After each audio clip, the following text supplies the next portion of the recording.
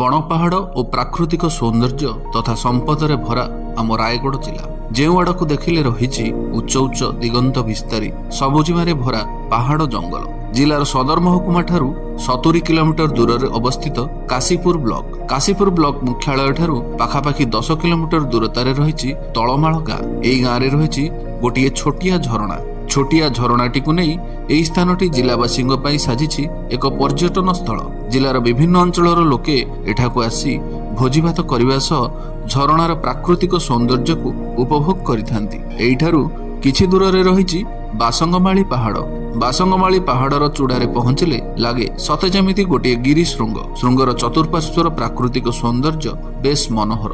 ଲୋକକଥା ରହିଛି ଏହି ପାହାଡ଼ର ତଳଭାଗରେ ଏକ ବିରାଟ ଗୁମ୍ଫା ରହିଛି। ତେବେ ଆମ ବ୍ୟସ୍ତବହୁଳ ଜୀବନରୁ କିଛି ସମୟ ବାହାର କରି ଆସନ୍ତୁ ଏହି ପ୍ରାକୃତିକ ସୌନ୍ଦର୍ଯ୍ୟକୁ ଉପଭୋଗ କରିବାର ସୁଯୋଗ ନେବା।